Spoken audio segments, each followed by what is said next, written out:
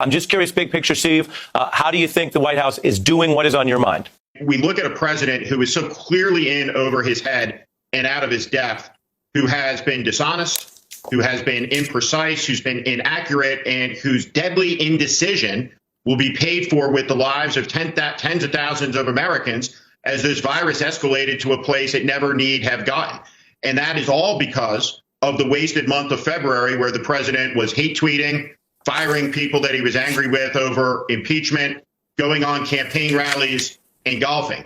And now the country is paying the price for that. We should be careful to understand that when the same guy says, well, it'll be back in September, but we'll make it go away really quick, is the same guy when there were 15 cases in the country said soon it would be gone to zero and it would disappear like magic. The lack of credibility in these evening news events is epic and unlike anything we've ever seen. It's a Baghdad Bob show every night of the week, day after day, the airing of the grievances, the airing of his anger issues, the attacks on the governors. We see every night all of the qualities you never, ever want to see in a leader in a crisis when lives are at stake. Imagine ourselves 50 years from now. Imagine we're old men and we're talking to historians trying to understand what happened in the era. And what we'll tell them is that in the year 2016, the American people very narrowly, losing the popular vote but winning the Electoral College, put a reality TV show host and a New York City con man into the office of President of the United States, who was unequipped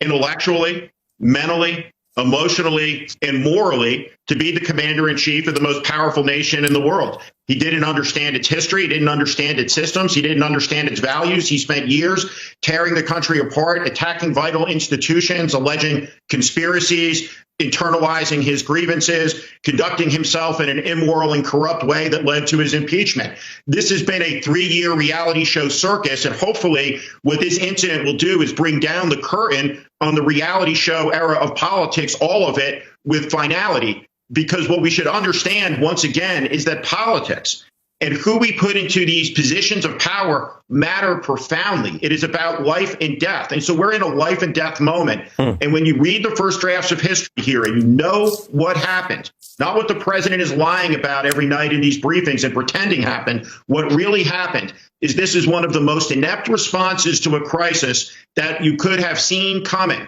People saw it coming. And as a result, the country has been devastated economically, and tens and tens and tens of thousands of Americans who otherwise would be alive will not.